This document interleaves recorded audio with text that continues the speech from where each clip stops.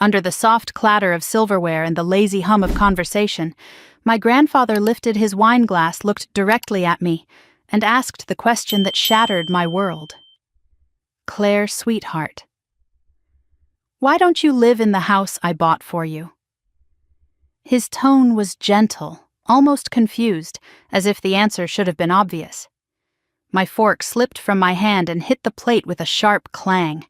I felt every pair of eyes at the table shift toward me. My parents stiffened. My sister, Melissa, froze, and even her husband's chewing slowed to a halt. My pulse hammered against my ribs. "What house?" I whispered. The room went unnaturally still. I didn't receive any house. Grandpa's smile faltered as he turned toward Melissa. And that was the moment she bolted chair-scraping napkin falling heels clattering across the hardwood, leaving behind a silence so suffocating it felt like the whole family had been caught under a collapsing roof. I didn't remember walking to my car after dinner. One second I was sitting there absorbing the shock of Melissa fleeing like she'd seen a ghost, and the next I was gripping my steering wheel in the driveway of my small rental, still hearing Grandpa's words looping in my head. "Why don't you live in the house I bought for you?" None of it made sense. I had just moved back to Oregon after a year in Seattle, a year spent licking the wounds of a divorce I hadn't seen coming. And in all that time, not once had anyone in my family mentioned a house. Not my parents, not my sister, not Grandpa. No one. I pushed open my front door, tossed my keys onto the counter, and leaned against the wall to breathe. The air smelled faintly of cedar from the candles I'd lit earlier, but even the familiarity of home couldn't settle my nerves. I sank into my couch and replayed the dinner again and again, Grandpa's hopeful smile. Dad's tight jaw, Mom nervously smoothing her napkin, Melissa's terrified, guilty expression. It was that look that kept stabbing at me. It wasn't fear of misunderstanding. It was fear of being exposed. My phone buzzed. A message from Grandpa. "Sweetheart, did your parents not tell you I wired the money last year? I thought you were already settled in." My stomach twisted. Last year. Last year when I was in apartments so cramped I could hear my upstairs neighbors sneeze. Last year when I'd worked 2 jobs while paying off my ex's furniture because he'd walked out and left his debts on our joint card. Last year when my family had watched me struggle and never once said a word about help. I typed back with shaking fingers. "What money, Grandpa? What are you talking about?" His reply came instantly, as if he had been waiting all this time for clarity.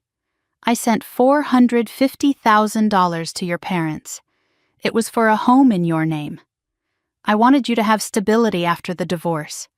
450,000. The number didn't register at first. It didn't feel real. My parents had never mentioned anything, not in passing, not in hint, not even as a guilt trip. And Melissa, why had she run? There was no world where her reaction made sense, unless she knew exactly what Grandpa was referring to. I pressed the heels of my hands into my eyes, trying to swallow the nausea building in my throat. My parents hadn't raised me to expect inheritance, but they had raised me to believe in trust, honesty, family. Everything suddenly felt like a lie wrapped in a pretty bow. I stood up abruptly, needing air. Outside the night was cold, the kind of Oregon cold that slipped into your bones. I paced the walkway, letting the chill bite at my skin. Questions screamed through my mind. If Grandpa wired the money a year ago, where had it gone? Why didn't I know where was the house? And why out of everyone did Melissa run as if her skin were burning? I walked back inside and grabbed my laptop. I dug through my old emails, searching for anything, any hint that my parents had contacted me about a property, a gift, anything. Nothing. Not even a stray message. My inbox was barren except for work updates from Seattle and a few scattered notes from friends checking in during the worst moments of my divorce, but nothing from my family. My phone buzzed again. This time from my mother. "Can you come by tomorrow? We should talk." I stared at the message. No apology, no explanation, just a gentle nudge, the same tone she used when she wanted to smooth something over without addressing the real issue. For 25 years, that tone had worked on me. It didn't work tonight.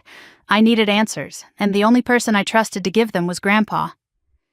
The next morning, mist hung low over the Willamette Valley. As I pulled up to Grandpa's house, a sprawling craftsman he'd lived in for more than 40 years. The cedar siding, the wide porch, the wind chimes whispering in the breeze it should have brought comfort. But today, unease swirled in my chest. Grandpa opened the door before I even knocked. His silver hair was neatly combed, but his eyes carried shadows of confusion and disappointment. "Claire," he murmured, pulling me into a hug that smelled like old books and peppermint tea. "Come in, sweetheart." We sat at his kitchen table, the same place where he'd taught me long division, where he'd helped me fill out my first college application. Now he looked like a man questioning everything he thought he knew about his own family. "I need you to explain what happened," I said quietly. He nodded, slid a binder across the table, and opened it to a printed email. "Last February, after your divorce, I asked your parents if they thought purchasing a house in your name would help you restart. They said yes. They said you were overwhelmed and they would handle everything." My chest tightened. "And you wired the money?" "Yes." He flipped to a bank statement. There, in bold letters, was the transfer $450,000, Hartman household for Claire's house purchase. The words blurred as my vision stung. There was no ambiguity, no misunderstanding. Grandpa had given them everything I needed to stand up again after my life had collapsed, and they had... What? Pocketed it. Given it to Melissa. Bought something else entirely.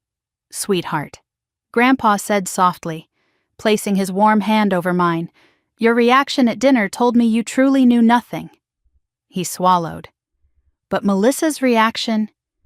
"Claire, something is very wrong." Hearing him say it out loud made the truth feel heavier. "Why would they do this to me?" I whispered. Grandpa shook his head. "I don't know. But we'll find out. And Claire, this money was intended for you, not your parents, not Melissa. You." His eyes hardened with a strength I'd rarely seen. "They cannot take your future without consequence." For the first time since dinner, I felt a sliver of clarity, a sliver of anger sharpened into resolve. I wasn't going to be quiet this time. I wasn't going to be swept aside. Whatever my parents and Melissa had done, whatever secret had sent her running from the table, I would uncover it. When I drove away from Grandpa's house, the fog had lifted, giving way to a rare streak of Oregon sun. It felt symbolic, as if the light were forcing itself in through every dark corner my family had tried to hide. Back at home, I made a list: dates, transfers, conversations, everything Grandpa had told me. I pulled bank statements he'd printed. I highlighted the line that held the weight of my stolen future: $450,000. A house meant for me. A gift meant to help me rebuild. And they had taken it. Maybe Melissa had taken all of it. Maybe all three of them had schemed together. Maybe I had never known my own family at all. My phone buzzed again. "This time, Melissa, we need to talk. Please, don't be angry. I can explain." I stared at the message, my pulse steady, my breath surprisingly calm. I typed one sentence, "Then start talking." She didn't respond. But it didn't matter, because for the first time in my life, I wasn't waiting for someone else to define the truth. I was going to find it myself. And once I did, I would take back everything they stole from me, including the house, the trust they shattered, and the respect I should have had all along. I woke the next morning with the same heaviness in my stomach that had kept me awake most of the night. I brewed coffee I couldn't taste, got dressed without knowing what I put on, and drove to my parents' house, feeling like I was walking into a storm everyone else had prepared for, except me. Their neighborhood in Lake Oswego had always looked peaceful: perfect lawns, trimmed hedges, driveways glistening from early sprinklers. But that morning it all felt staged, a backdrop for a family pretending everything was fine. Mom opened the door before I could knock, as if she'd been waiting right behind it. Her eyes were puffy, though she tried to hide it with a quick smile. "Claire, honey, come in." I stepped inside and the air hit me immediately, too warm, too sweet, the smell of cinnamon rolls she baked whenever she wanted to smooth over conflict. I'd fallen for that tactic as a kid. I wasn't a kid anymore. Dad sat at the kitchen table, hands folded, jaw clenched. He didn't get up, didn't smile, just nodded stiffly like he was greeting a tax auditor rather than his daughter. Melissa wasn't there. "Sit, sweetheart," Mom whispered, placing a plate in front of me. I didn't touch it. Dad didn't bother pretending. I rested my palms on the table. "Where is Melissa?" Mom's mouth twitched. "She didn't sleep well. She's resting."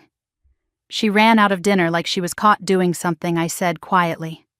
Why Mom and Dad exchanged a look, one of those silent marital glances that carried paragraphs. They'd done that my whole life whenever the topic was uncomfortable or when Melissa was involved. For years I'd taken it as a sign of their closeness. Now I saw it differently, a secret language I wasn't allowed to understand. Dad cleared his throat. "Claire, let's not start with accusations. I'm asking a question I corrected." "Why did she run?" Mom let out a trembling breath. "This isn't about Melissa. It seems very much about Melissa, Mom." Dad's fist tightened on the table. "This entire thing has gotten blown out of proportion. Your grandfather, he didn't need to put you on the spot last night. It was unfair. Unfair." The word snapped out before I could stop it. Unfair is hearing for the first time in my life that someone bought me a house and you never told me. Mom flinched as if I'd hit her. Dad's jaw pulsed. Neither spoke. I leaned back slowly. "Grandpa sent the money last year. $450,000. For me. For my home. Why didn't you tell me?" Silence settled thick and suffocating. Mom wrung her hands. Dad looked at the counter instead of me. And that hesitation was all the answer I needed. They weren't confused. They weren't innocent. They were guilty. "Say something," I whispered. Mom swallowed hard. "Claire, you were going through so much. The divorce, the move to Seattle. You were barely functioning. We thought you needed space, not pressure." "Pressure?" I laughed under my breath, incredulous. Buying a home meant to help me was pressure. "We didn't want you to feel indebted," Mom insisted weakly. And Dad added, "We thought you wouldn't stay in Oregon. We thought it made more sense to hold on to the funds until you were settled." My skin prickled. They were lying, both of them. "Then why didn't you tell me?" I asked again. Mom's lip trembled. "We didn't want to overwhelm you, sweetheart." Overwhelm, divorce, stress. Their excuses piled higher with every breath.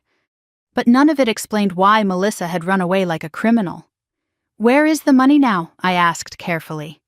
Dad's expression hardened. "That's not your concern." "Yes, it is." "Claire." His tone sharpened. Dad's authoritative voice, the one that shut down conversations. "This isn't about money. This is about family." "No," I said, voice steady, "it's exactly about money. And what you did with it." Mom's eyes filled with tears again. "Please don't raise your voice." "I'm not raising my voice. You're getting upset. You're not answering the question." Dad stood abruptly, the chair legs screeching against the tile. "Claire, enough. Your grandfather shouldn't have involved you. It was meant to be handled privately. Privately between who I asked. You and Melissa, because I wasn't part of that conversation." Mom choked out. "It wasn't like that." "Then explain," I demanded. But she couldn't. Dad pinched the bridge of his nose, pacing. "Look, we never meant for things to get this complicated. Melissa needed help. Her marriage has been strained. Jason lost his job. They were drowning, Claire. Drowning." My heart froze mid-beat. "Are you saying I whispered that you gave them my house money?" Mom burst into tears. Dad didn't answer, and that silence was confirmation. Hot, sickening confirmation. I pushed my chair back, breath shaking. "You stole the money Grandpa sent for me." Dad slammed his fist on the counter. "Don't use that word in this house." "What word, stole?" "Because that's what this is." "It was a temporary solution," Mom pleaded, reaching for me. I pulled away. "We were going to fix it. We just needed time." "A year," I said coldly. "You had a year." Dad stepped closer, lowering his voice. "Melissa needed that home, Claire. She and Jason were in trouble. And I wasn't, my voice cracked. When Jonathan left when I was selling my furniture just to break even when I could barely breathe, did you think I didn't need help? Mom's tears spilled. You've always been stronger. There it was.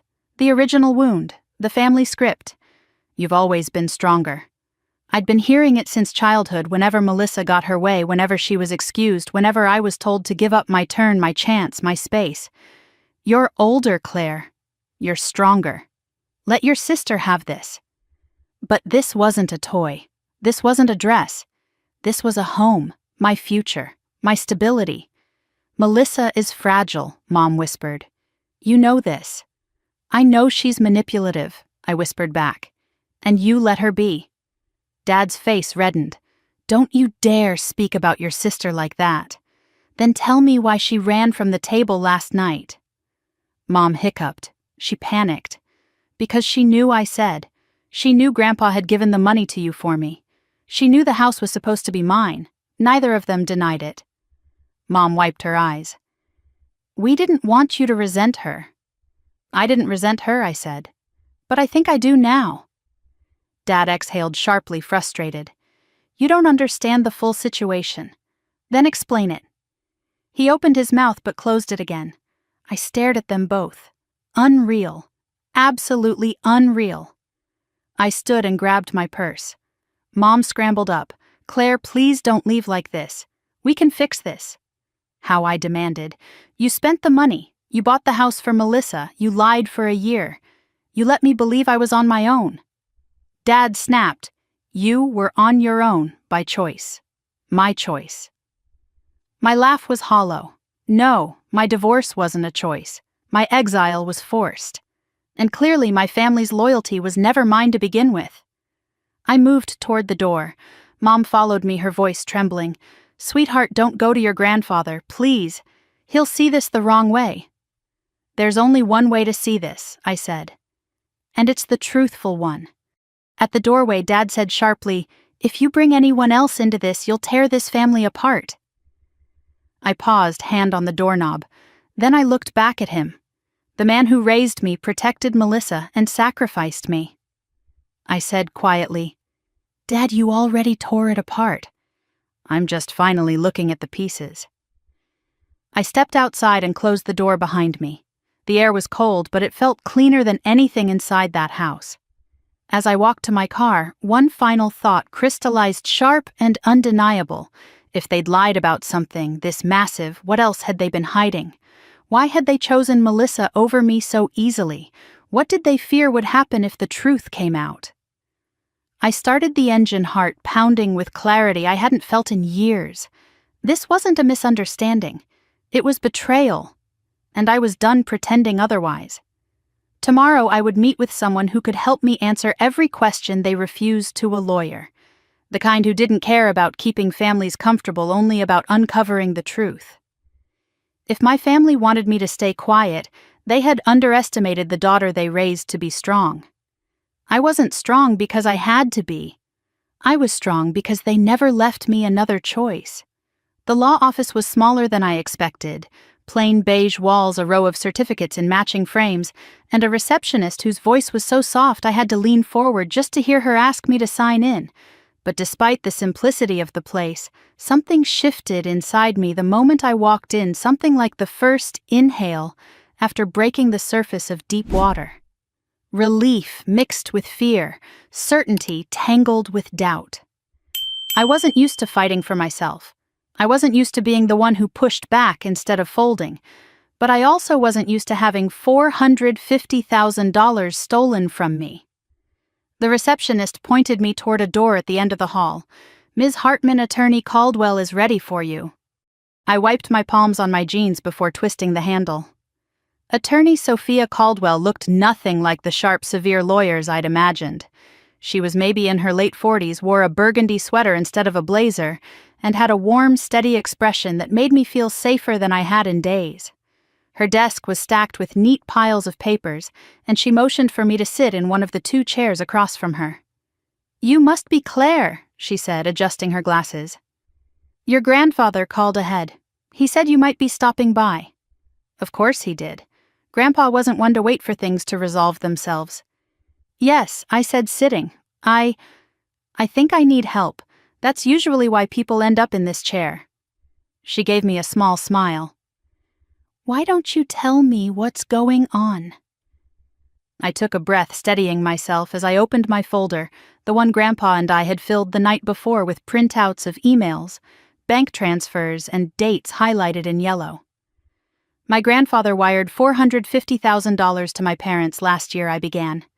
The money was intended for me for a house specifically. He thought it would help me after my divorce, but I never knew about it. My parents never told me. And now? Sophia waited, pen poised. Now I believe they used the money to buy a house for my sister instead, a house in her name. And they didn't tell me because they didn't want me to know. Sophia wrote something quickly, then met my eyes. Did your grandfather specify in writing that the money was meant for you? Yes. I slid the printed email across the desk. Here. He emailed my mom saying the funds were for Claire's house purchase only. And here I slid the bank statement. The memo line reads, for Claire's home purchase, Lake Oswego area. Sophia nodded. That's very clear. And your parents acknowledged receipt of the funds? Yes. My mom replied, we'll handle everything. But apparently they handled everything except giving me what was mine. Sophia drummed her fingers lightly, thinking, do you know if the house your sister lives in was purchased around the same time? It was, I said, feeling anger reheat inside me, last February, and she lives in the house now, although she didn't admit it last night. Sophia paused. And you have reason to believe the funds your grandfather intended for you were diverted to that property. I don't have direct proof yet, I admitted. But the dates line up. Melissa's reaction last night was not innocent. And my parents couldn't explain anything without contradicting themselves. Understood, she said gently. This is very serious, Claire. Misusing funds designated for someone else, especially under documented intention, can be considered conversion or civil theft. There are also potential fraud implications. The words made the air feel heavier. Fraud, I repeated under my breath. Yes. A court would look at the written intention, the transfer, and the outcome. If the money was meant for you but was used to purchase an asset in someone else's name, that's misappropriation. I swallowed. So what do I do? We need evidence, she said. Documents, deeds, financial records. But the foundation is strong. Let's start with what we can confirm. She clicked her keyboard and pulled up an online property search. You said your sister's house is in Lake Oswego, yes, on Alder Lane. Sophia typed the address. My breath caught when the property page appeared.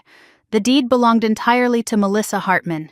No mention of my parents' names, no mention of joint ownership, no mention of a loan co-signer, although there was a lien indicating a home equity loan had been taken out shortly after the purchase. My pulse pounded. They refinanced it. Looks like it, Sophia said. That suggests they used it as collateral for something. Do you know what? No, I whispered.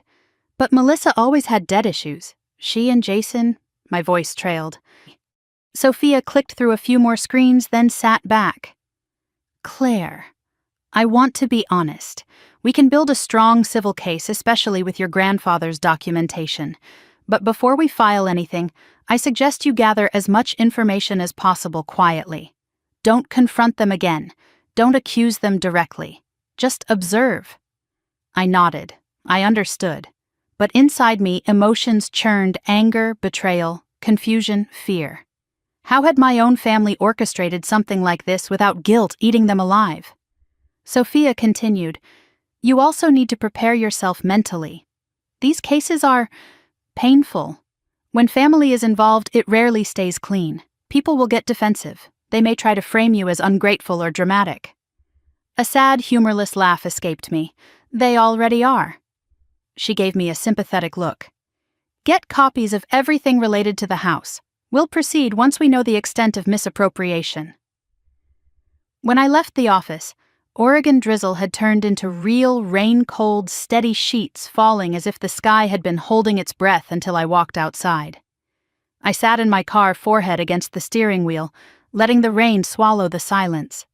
Fraud, civil theft, misappropriation. Words that didn't belong to warm family dinners or holiday gatherings. Words that belonged in courtrooms and crime shows. But they were the words that described what my parents and sister had done. My phone buzzed. "Melissa, again." "Claire, please answer. We can fix this." I didn't answer. Instead, I drove to Lake Oswego straight to Alder Lane. I wasn't sure whether it was courage or recklessness that guided me there, but something in me needed to see the truth with my own eyes.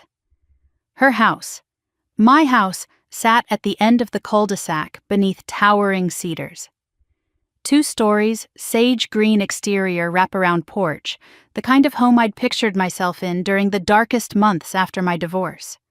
A home where I could breathe, rebuild, start over. Melissa's SUV was in the driveway. Lights were on inside. Through the front window, I saw her pacing the living room phone in hand, hair pulled into a messy bun. She kept wiping her eyes and glancing toward the door like she expected someone me to walk in. She paused, stared at her phone screen, then threw herself onto the couch and covered her face. For a fleeting moment, I felt pity. Then I remembered her running from the table. I remembered my parents' excuses, their lies. I remembered the $450,000 that disappeared into a house I was never allowed to know about. And the pity evaporated.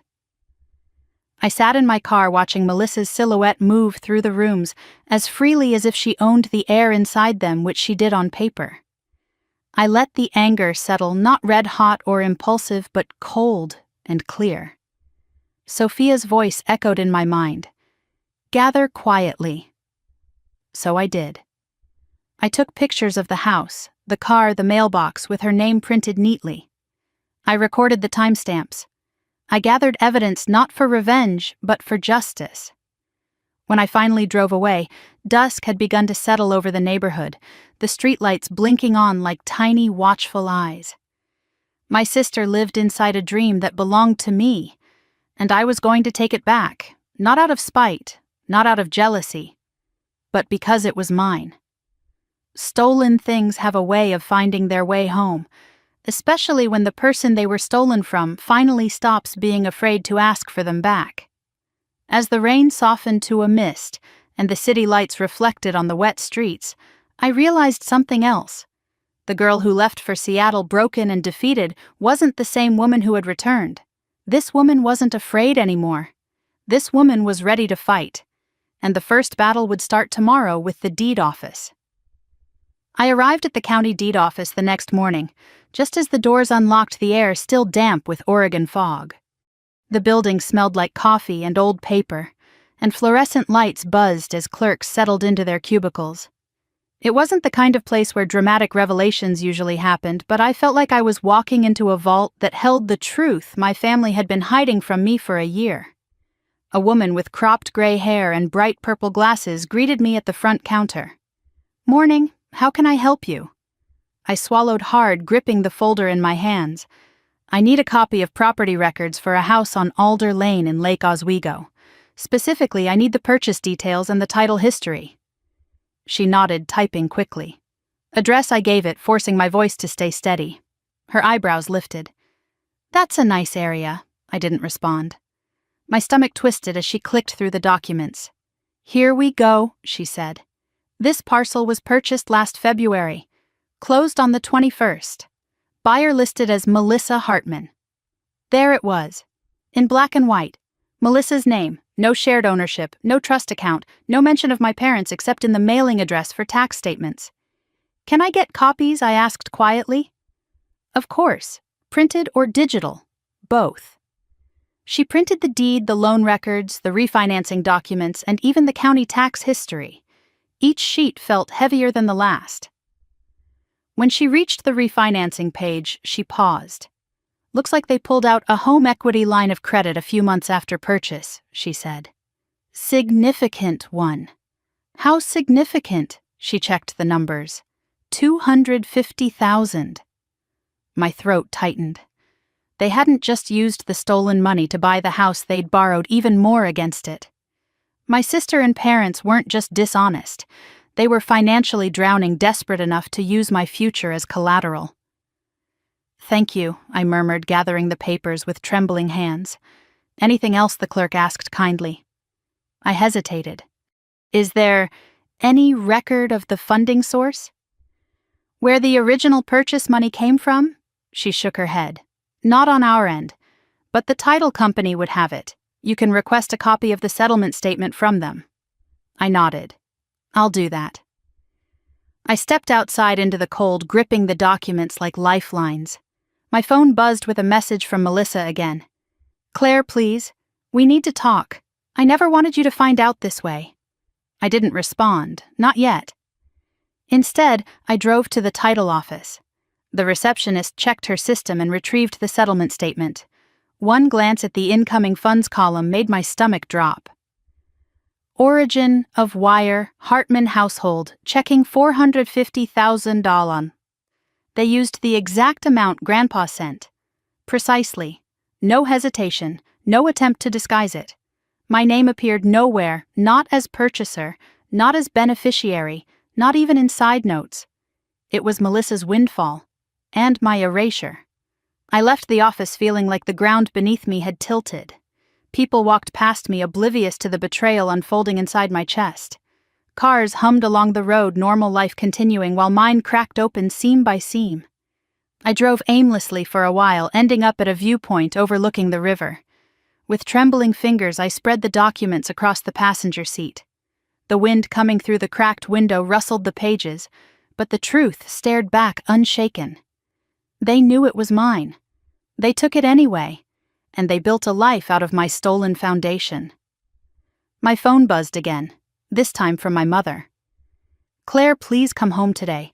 We should talk as a family. Don't involve your grandfather. It will break his heart." Break his heart. They'd already done that. They'd broken mine, too. My phone buzzed again. "Melissa, I never meant to hurt you. Please let me explain. Don't go to a lawyer. We can fix this." My chest tightened. So she knew about the lawyer. She must have talked to Mom. They were scrambling now, panicking, not because they loved me, but because they feared consequences. I leaned back in my seat, staring at the river's gray ripples. The betrayal hit me in waves, sharp, cold, unrelenting. They'd watched me leave Oregon for Seattle with nothing but 2 suitcases and a fractured heart. They'd watched me struggle financially, emotionally, mentally. They'd watched me work a second job to stay afloat, all while they sat on $450,000 meant to give me stability. Why, I whispered to the empty car, why would you do this to me? There was no answer, only my own reflection, in the window eyes shining with hurt I didn't want to let spill. After a long moment, I exhaled, wiped my eyes, and gathered the documents. There was only one place I could go next. One person who deserved to see the truth before I did anything official. Grandpa. I drove to his house, feeling the weight of every mile. When he opened the door, his face lit up until he saw my expression. Sweetheart. What happened? I stepped inside and laid the documents on his kitchen table. His hand trembled as he reached for the deed. For a long moment he said nothing. His eyes scanned the papers, purchase dates, wired amounts, Melissa's name in bold letters. His jaw tightened. His usually gentle expression hardened into something I'd never seen from him before. "They stole it," he whispered. "They really stole it." I nodded, throat tight.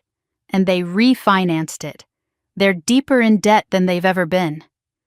Grandpa sank into his chair, shoulders heavy. "I trusted them. I trusted your mother to do what was right." His voice cracked. "I gave that money to help you start again. But they helped themselves instead." I sat beside him. "I'm so sorry, Grandpa." He shook his head. "No, I'm sorry. I never should have gone through them. I should have given it directly to you." He looked at the documents again, anger simmering in his eyes. "They took advantage of you and of me." I hesitated. "There's more." His gaze lifted. "The lawyer says, 'With this documentation, I have a strong civil case. They misused funds intended for me. I can legally force the property to be transferred back." Grandpa exhaled deeply, closing his eyes for a moment. "As you should. They have to face the consequences." Then he added quietly, "Even if it breaks the family apart." My chest squeezed. Dad said the same thing. That if I told anyone I'd tear the family apart. Grandpa snorted. "Your father lost the right to lecture you about family the moment he kept this from you." For the first time in days, I felt the fire in me steady rather than burn chaotically. We sat in silence for a moment, the weight of everything pressing in around us. Finally, Grandpa said, "Sweetheart, you need to be very careful from here. Your parents, Melissa, they will try to guilt you, manipulate you, make you feel like you're the one doing something wrong." "I know. Don't fall for it.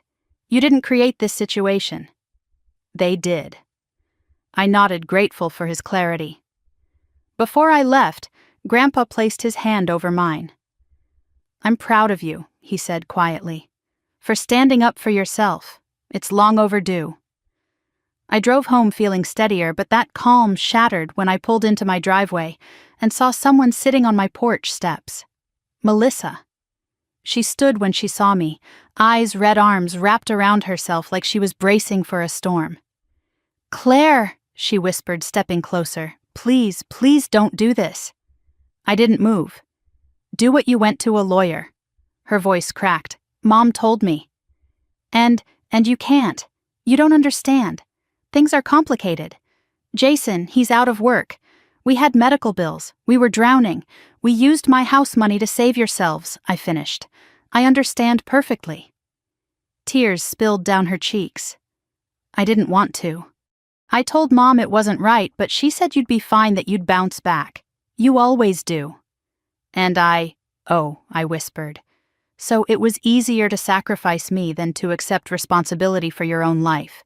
She flinched. "Please, Claire, I'm begging you. If you go through with this, we'll lose everything. You lost everything," I said softly, "the moment you stole mine." She shook her head, crying harder. "You're my sister. Please, don't ruin us." Her words were knives, but not sharp enough to cut away the truth. "I'm not ruining anything," I said. "I'm reclaiming what was meant for me." Melissa covered her mouth, sobbing. "Claire, please, I'm so scared." For a second, only a second, I felt my resolve waver. Then I remembered the deed, my name missing, my parents' lies, the year I spent struggling alone. "I'm sorry, Melissa," I said quietly. "But you should be scared." She stared at me, eyes wide with panic, then ran to her car and drove off, a flash of Alyssa blue taillights disappearing down the street. I stood there on my porch, the cold wind whipping around me, my heart aching yet unshaken. There was no turning back. My family had crossed a line that could never be uncrossed, and I was done paying the price for their choices. I didn't sleep that night. Every time I closed my eyes, my mind replayed Melissa's tear-streaked face on my porch, begging me not to ruin the family, as if she hadn't already torn it apart long before I ever walked into a lawyer's office. I lay awake until dawn, staring at my ceiling, listening to the rain tapping restlessly against my window, like it was urging me forward. By the time morning came, I had made a decision. I wasn't waiting anymore.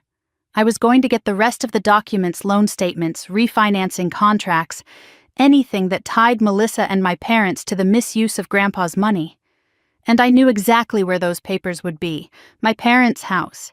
They weren't the type to use digital storage. My mom still printed out online receipts just in case.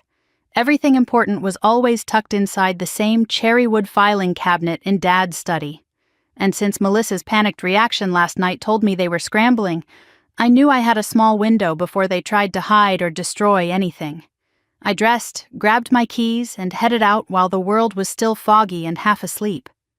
When I pulled into my parents' driveway, their house looked deceptively peaceful. Birds perched on the maple tree out front. A newspaper sat neatly folded on the porch. Nothing looked broken, even though the truth festering inside felt like a bomb waiting to detonate. I rang the doorbell. Mom opened the door, her expression tight and exhausted. She looked like she hadn't slept either. Her eyes flicked over me with a mix of guilt and fear. "Claire," she murmured, stepping aside. "Come in." I walked past her without speaking. Dad was in the kitchen gripping a mug of coffee like it was the only thing holding him upright. His jaw clenched when he saw me. "We need to talk," he said. "We will," I replied, "after I get what I came for." He frowned. "What does that mean?" "I want the documents," I said calmly.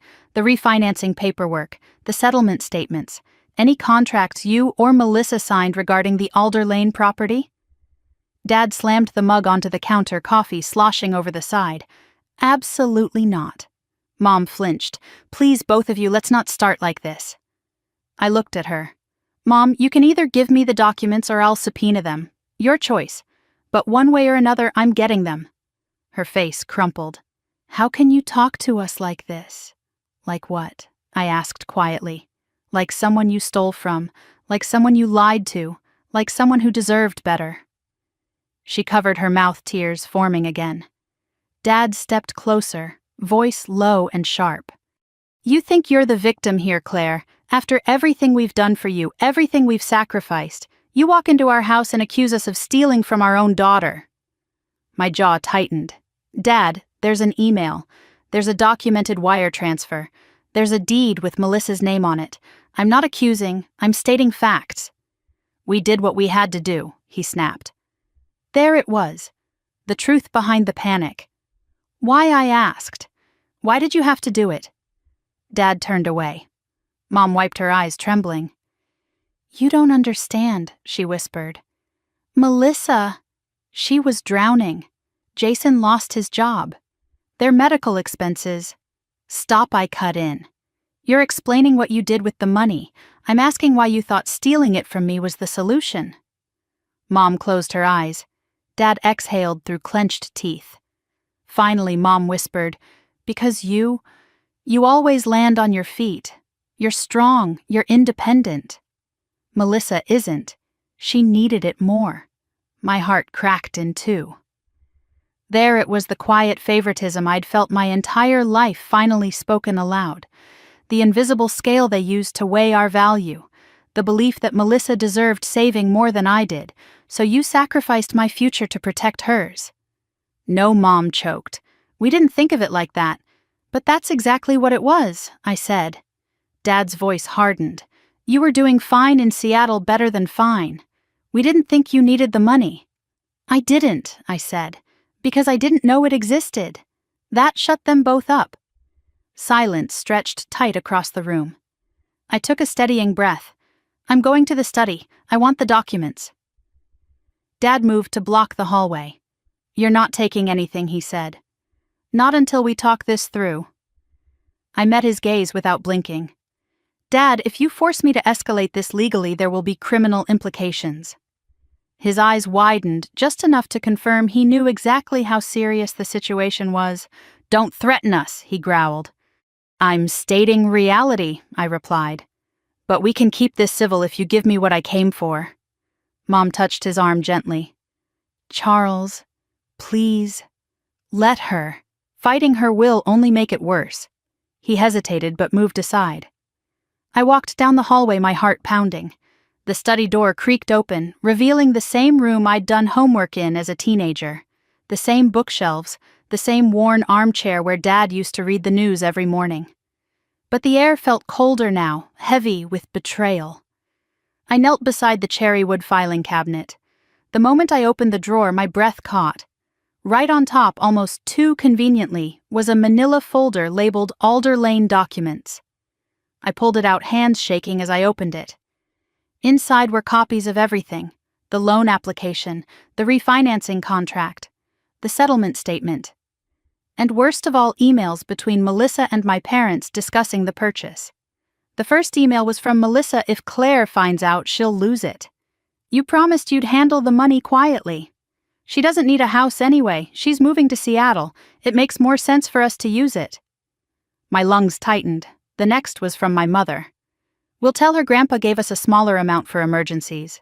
She never has to know." Dad's reply: "We're doing the right thing. Claire will manage. Melissa can't." For a moment I couldn't breathe.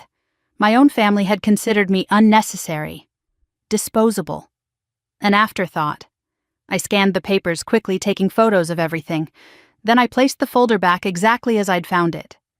When I stepped out of the study, Mom and Dad were waiting in the hallway. Mom's eyes widened when she saw my expression. "Claire, please, we were desperate." Dad looked defiant, not remorseful. We had to prioritize the child who needed the most help. My voice was steady, even though everything inside me was collapsing. "You prioritized the child who shouted the loudest," I said. "Who manipulated you? Who let you believe she was helpless?" Dad bristled. "Melissa has struggled her entire life." "And I haven't," I asked. "You didn't see me struggle because I didn't make you watch." Mom stepped forward, reaching for me. "Sweetheart," I flinched backward. "No," I whispered. "You don't get to call me that right now." The hurt in her face was instant, but I didn't apologize. Not this time. I walked toward the door. Dad's voice followed me. "If you take legal action, Claire, we may never recover from this." I paused with my hand on the doorknob. "You should have thought about that," I said quietly, "before you stole from me." I left without looking back. In the driveway, the morning air stung my cheeks as I climbed into my car. My hands trembled as I gripped the steering wheel, not from fear, but from the shock of finally seeing the truth laid bare. They hadn't stumbled into a mistake. They had made choices, deliberate, documented choices, and none of them had included protecting me. My chest ached as I drove away, the weight of what came next pressing down on me. I wasn't just fighting for a house. I was fighting for the version of myself I had been forced to abandon, the daughter who believed her family would choose her when it mattered. Now I knew better. And now I was choosing myself. I drove straight to Sophia Caldwell's office without calling ahead, the manila folder on the passenger seat like a ticking bomb. My reflection in the rearview mirror looked unfamiliar, cheeks flushed, jaw clenched, eyes bright with the kind of betrayal that didn't fade overnight. When I walked into the law office, the receptionist didn't even ask if I had an appointment. One look at my face and she simply pointed toward the same hallway. "Go on in. She's free." Sophia looked up from her desk when I entered, eyebrows lifting slightly at my expression. "You found something." I sat, opened the folder, and spread the printed emails across her desk like evidence at a crime scene. My fingers trembled, not with fear, but with clarity. "These," I said. "This is everything." Sophia scanned the pages quickly, her calm expression sharpening as she read. Emails, loan documents, refinancing, the settlement statement. And, oof, she lifted the printed messages between my parents and Melissa. "She never has to know. Claire will manage. We're doing the right thing." She let out a long, slow exhale. "This isn't just misappropriation," she said. "It's intentional, coordinated, documented." My heart pounded. "So, what does that mean?" I asked. She folded her hands. "It means your case just became extremely strong. With written evidence that your parents and sister knowingly diverted funds intended for you, we have grounds for civil conversion, fraud, breach of fiduciary duty, and financial exploitation." The word exploitation hit me like a physical blow. I'd always been the strong one, the independent one, the child who never asked for anything. It had never occurred to me that they might use that against me. Sophia continued, "We can file a demand letter requiring them to transfer the property to you voluntarily. If they refuse, we take it to court. Based on these documents, a judge would almost certainly rule in your favor." Her voice softened. "Claire, you have every right to pursue this. What they did was wrong, no matter how they try to justify it." I nodded, blinking away the sting in my eyes.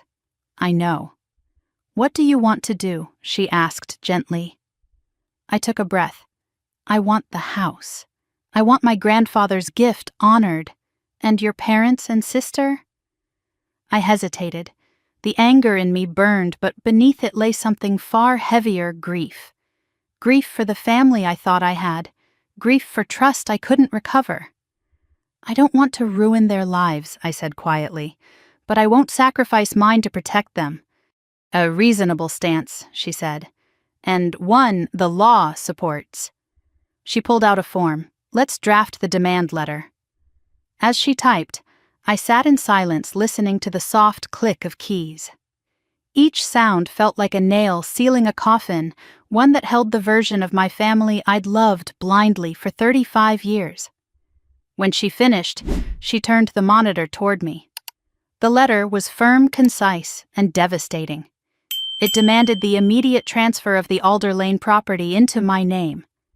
It cited the transfer memo from Grandpa, the explicit email instructions, and the evidence of coordinated misuse. It warned of civil action and damages if they refused. My hand shook as I signed it. "Are you sure?" Sophia asked quietly. "Yes," I said. "For the first time in my life, I'm sure." She nodded and sent the letter. There was no going back now. When I walked out of her office, the sky had shifted from gray to a muted silver, like the world couldn't decide whether it wanted to rain or clear. I got into my car and stared at my phone, half expecting a message from my mother or father, some frantic attempt to stall what they already sensed was coming. But instead, my phone buzzed with a number I didn't recognize. I answered cautiously. "Hello." A shaky breath came through the speaker. "Claire." I froze. It was Jason, my brother-in-law. He sounded exhausted, his voice frayed at the edges. "Jason, why are you calling?" He let out a sound that wasn't quite a laugh. "Because things are bad. Worse than you know." I swallowed tension coiling in my stomach. "I know about the house. I know what they did." "No," he said quickly. "There's more. More than Melissa told you. More than your parents know." Cold washed through me. "What do you mean?" There was a long pause. I could hear him moving, maybe pacing. Finally, he said quietly, "Can you meet me later, somewhere neutral? Somewhere Melissa won't follow." Alarm bells rang in my head. "Why me?" I asked. "Because..." His voice cracked. "Because I think I owe you the truth. And after this, I don't know where my marriage is going. But you deserve to know everything." My pulse quickened. "Jason, are you in danger?" "No," he said. "Not physically. But everything is about to fall apart. And you should hear it from me before someone else tries to twist it."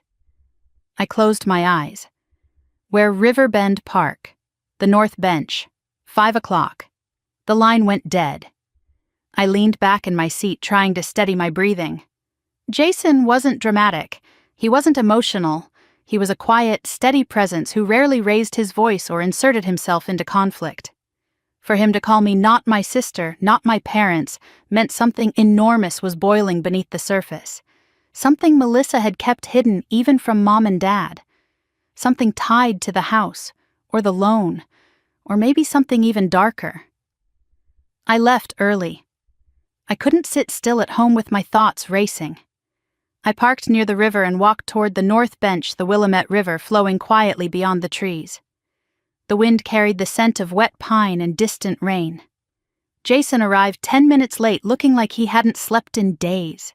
His hair was uncombed, his eyes were rimmed red, his clothes hung loosely on him as if he'd lost weight quickly.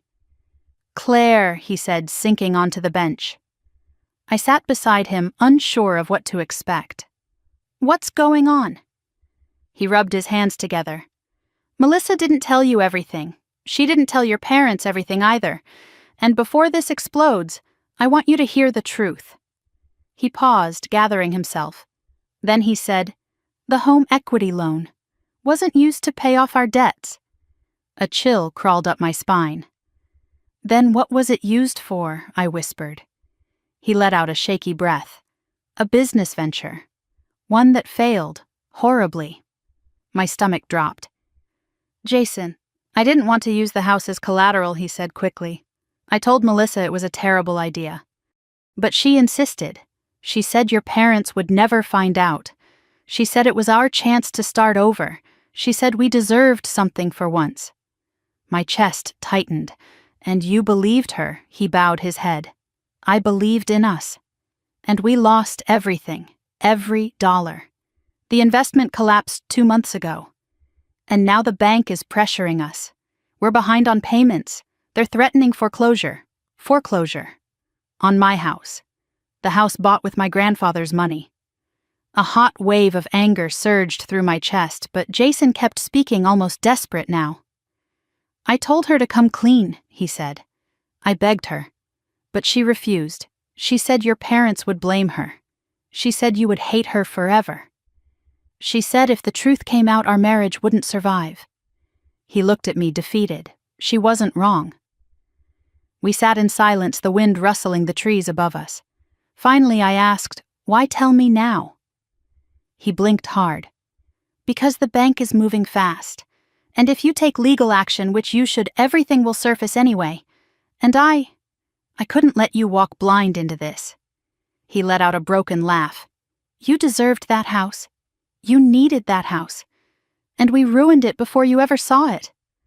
My throat tightened painfully. "Why didn't Melissa tell me this? Because she's terrified," he whispered. "She's always been terrified of failing, of disappointing your parents, of losing everything. And now the truth is catching up." I swallowed hard. "Jason, is the house in danger of being seized?" He nodded slowly. "Yes." Soon, he nodded again. The wind stilled. My family hadn't just stolen my house. They had destroyed it. The betrayal cut deeper than I knew betrayal could reach. Not just through theft, but through recklessness. Desperation.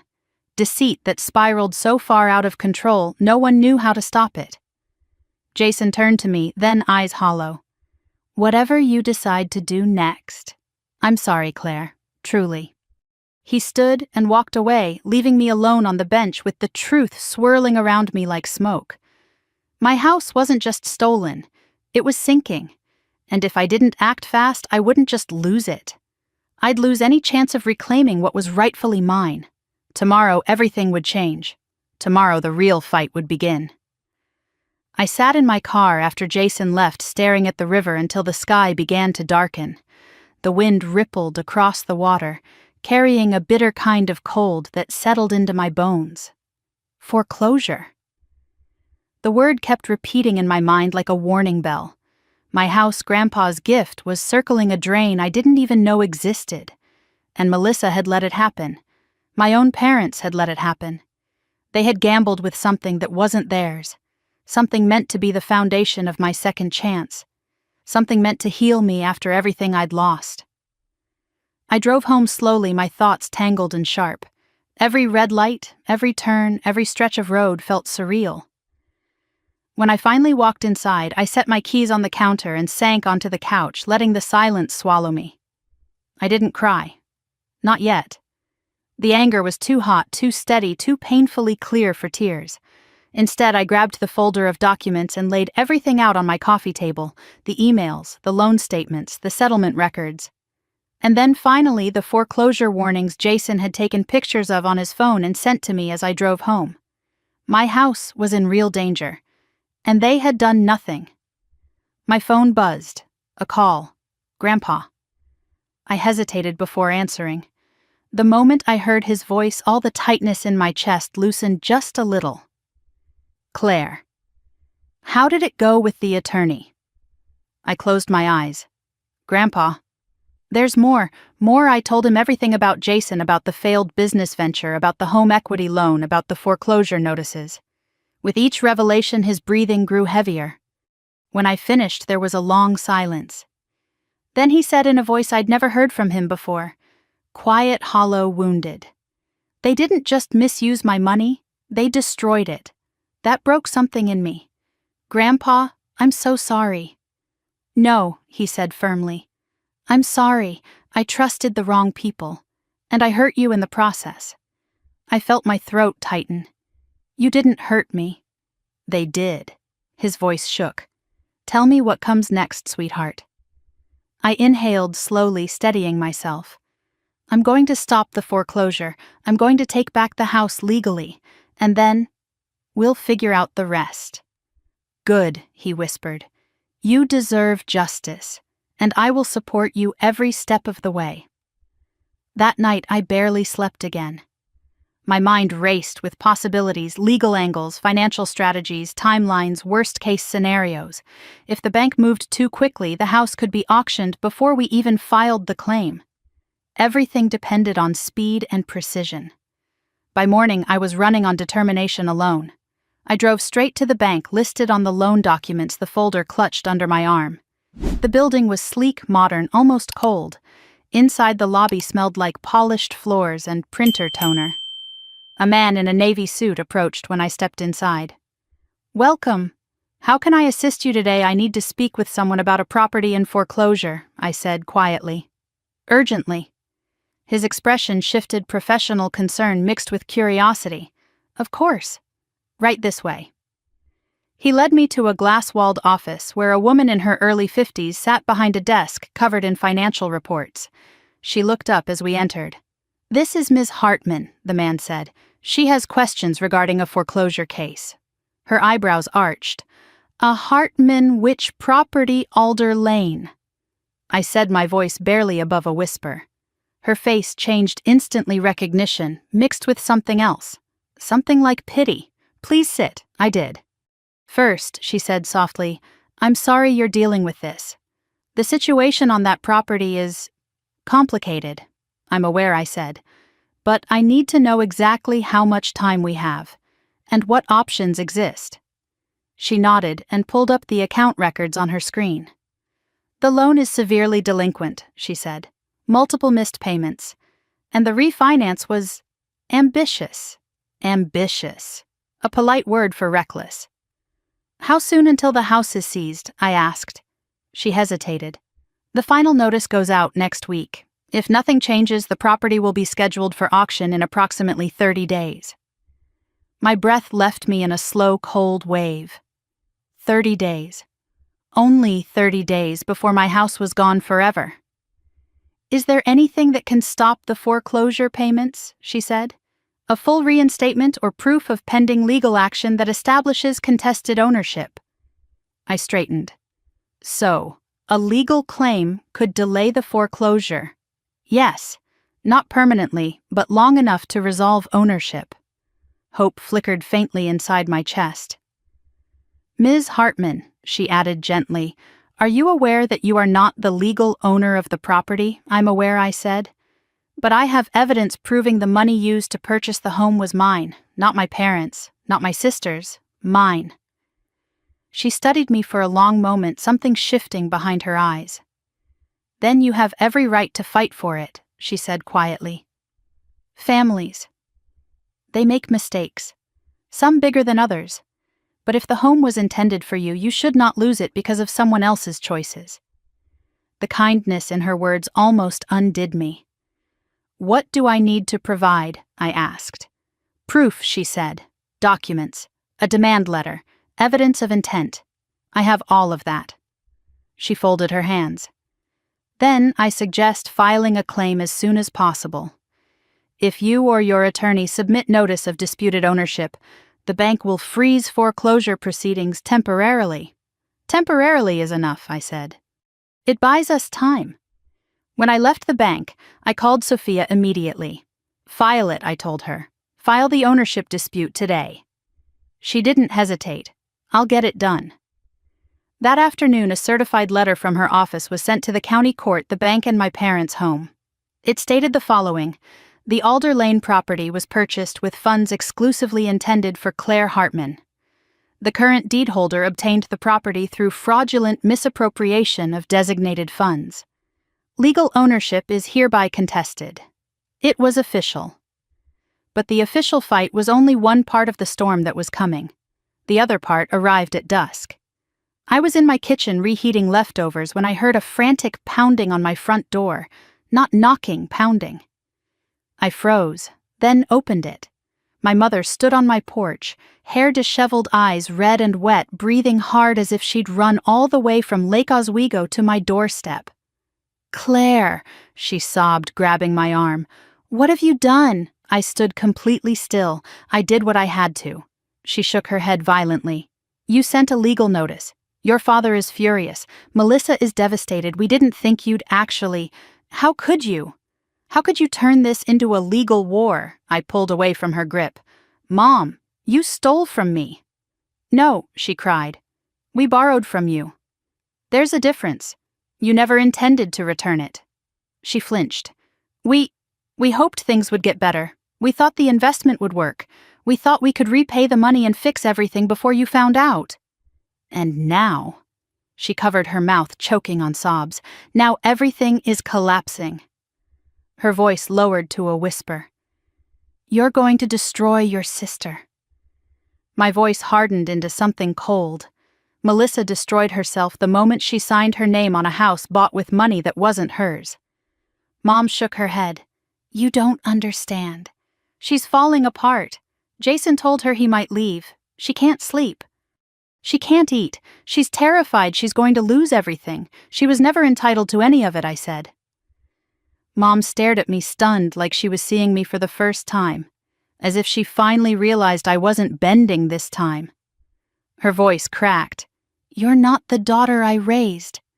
The words hit like a slap, but I didn't let them break me. No, I said softly. I'm stronger. She staggered back, tears blurring her vision. Please, she whispered, voice breaking.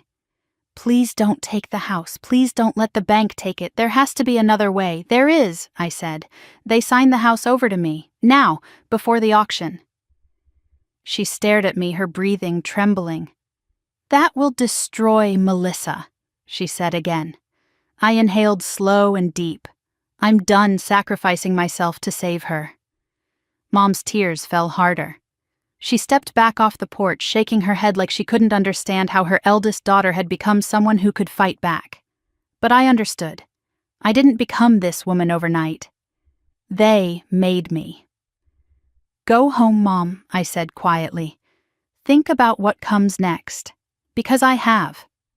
She looked at me one last time, broken, pleading, terrified, and then turned and walked down the driveway. When the door closed behind me, I pressed my palms to the wood, breathing slowly, letting the silence settle. The battle lines were drawn, and I was no longer standing alone. I woke the next morning to a stream of unread messages, missed calls from Dad, texts from Mom begging me to pause everything, a long paragraph from Melissa alternating between apologies, accusations, and threats. I didn't respond to any of them.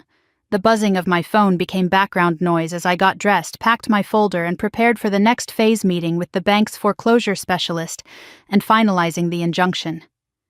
I wasn't just fighting for a house anymore. I was fighting against a lifetime of being overlooked, dismissed, and used. By the time I arrived at the courthouse, Oregon's sky had shifted to a stormy slate gray. The wind whipped my hair into my face as I jogged up the steps clutching my documents. Inside, the hallways smelled of old wood and disinfectant. People moved with purpose, each of them carrying their own disaster. Today, I was one of them. Sophia was already waiting at the front bench of the county clerk's office, her dark hair neatly pinned back, her expression calm but sharp. You're right on time, she said. The clerk is processing our request. What happens next? I asked, trying to sound braver than I felt. She handed me a copy of the injunction request. Once this is filed, the foreclosure is legally paused. It buys us significant time. I exhaled, the relief washing over me. One hurdle down, dozens more ahead. But I wasn't alone, not anymore. The clerk called Sophia's name. Papers were stamped, signatures exchanged.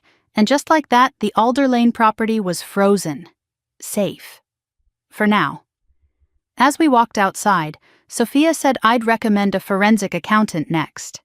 We need the paper trail to be airtight. My stomach clenched. This was becoming bigger than I'd imagined. More formal, more public, more real. Do we have to? I asked. If we want to ensure the house is transferred and protected, she said yes. I nodded. Okay, let's do it. But as I walked toward my car, a figure stepped out from behind a pillar. Dad. He looked older than he had 2 days ago, the strain etched into the lines around his mouth and eyes. His expression was a mixture of anger, exhaustion, and something else, something like heartbreak.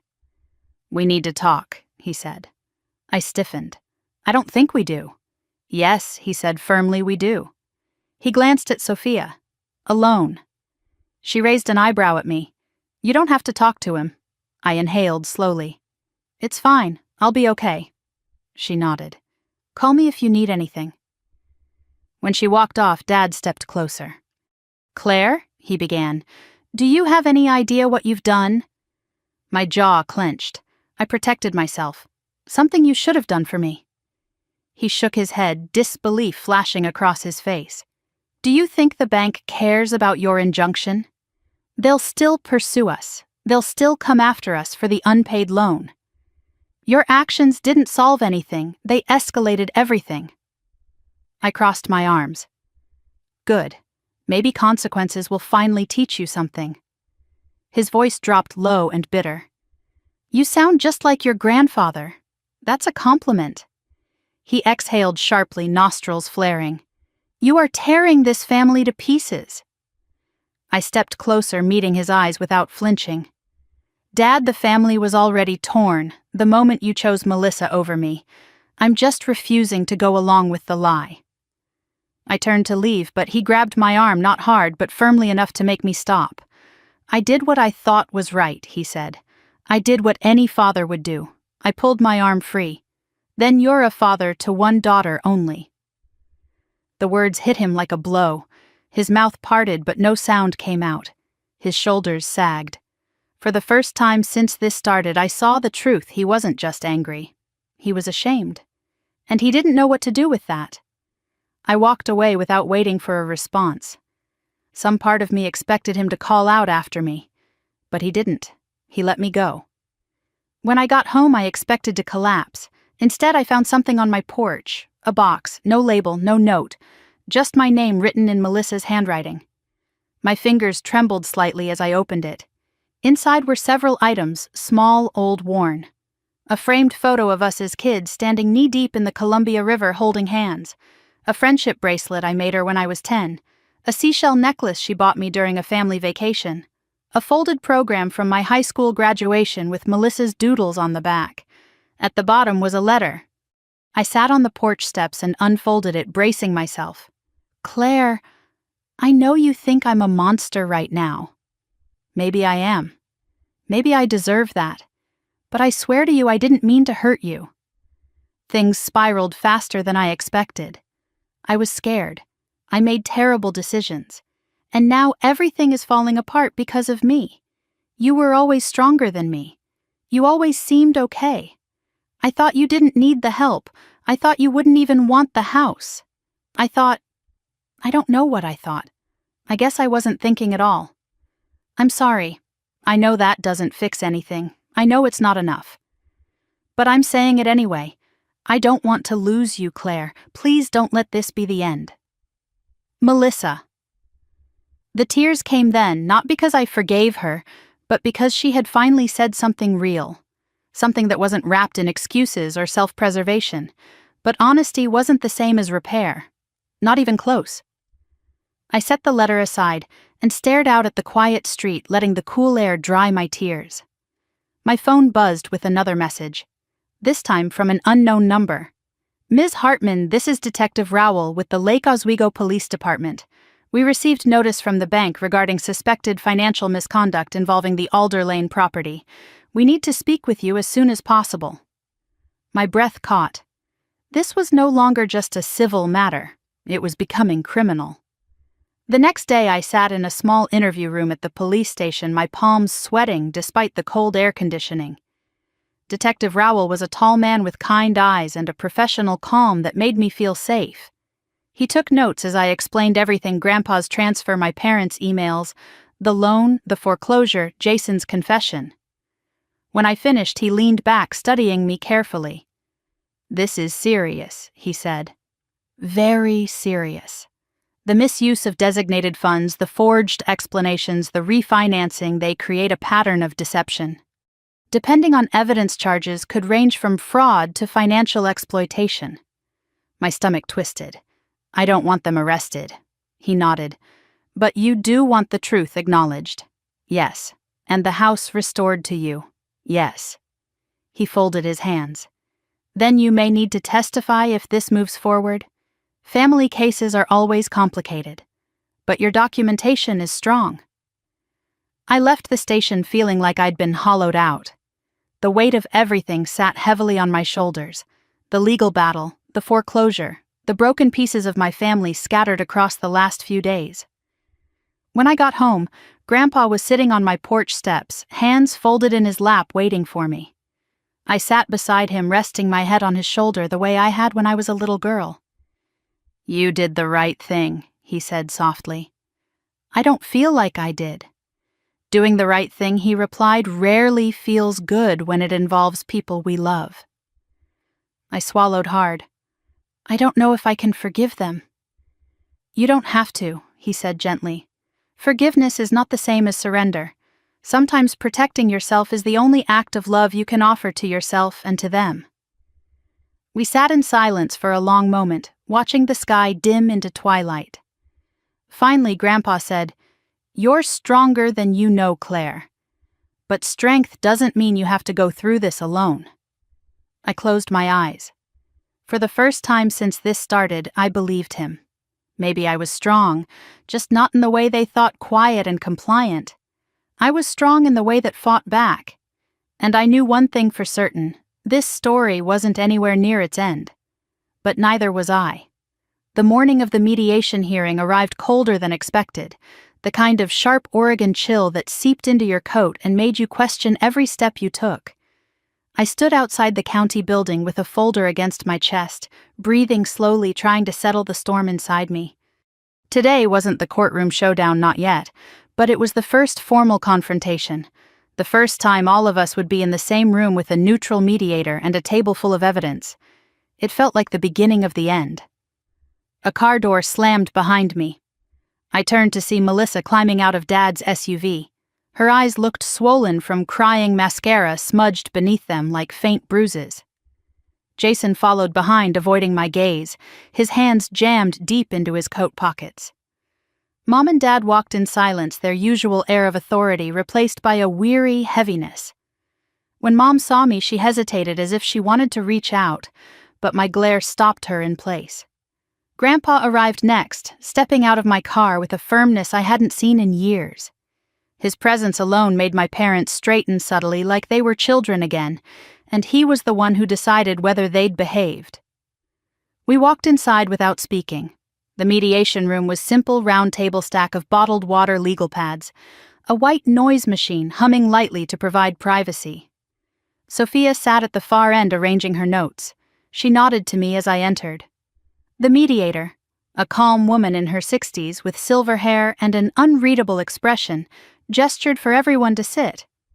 "Thank you all for coming," she said. "Today's goal is to discuss the contested ownership of the Alder Lane property and determine whether an agreement can be reached before this proceeds to a full court hearing." Her voice was steady neutral, like she'd said these exact words 1,000 times. I sat beside Sophia. Grandpa sat at my other side. Across from me sat my parents and Melissa. Dad's posture was rigid. Mom's fingers trembled. Melissa avoided my eyes entirely. The mediator folded her hands. "We will begin with the petitioner. Claire, can you briefly summarize your position?" My heart pounded, but my voice surprised me, steady, controlled, resolute. My grandfather gifted $450,000 to my parents with explicit written instructions that it was for a home to be purchased in my name.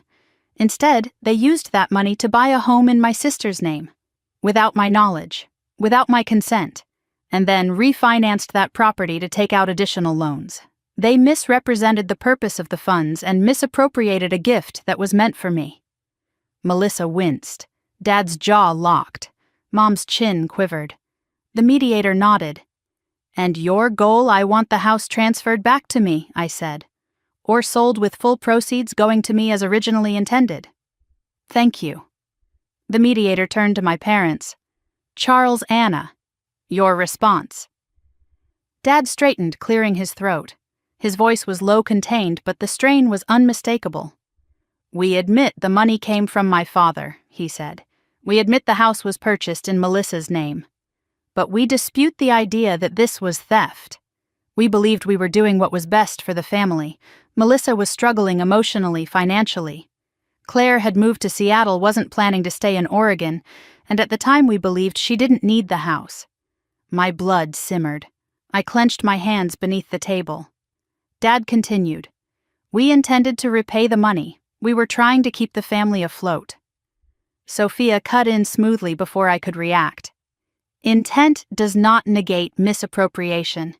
Your email explicitly acknowledges the money was meant for Claire and you chose not to tell her. That alone constitutes fraudulent diversion. Dad bristled. We were trying to protect her by stealing from her, Sophia asked. Mom flinched visibly at the word. The mediator lifted a hand gently. Let's keep our tone constructive. She turned to Melissa. Melissa, would you like to share your perspective? Melissa's shoulders hunched, her fingers wringing the hem of her sleeve. I never wanted any of this, she whispered. I didn't ask for Grandpa's money. I didn't ask for the house to be about me. She glanced at me, eyes glossy. I didn't know how to tell you, Claire. I was afraid. I knew you'd hate me.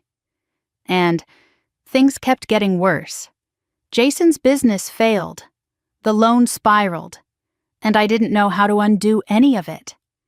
Her voice cracked, tears slipping down her cheeks. It was supposed to be temporary, she said softly.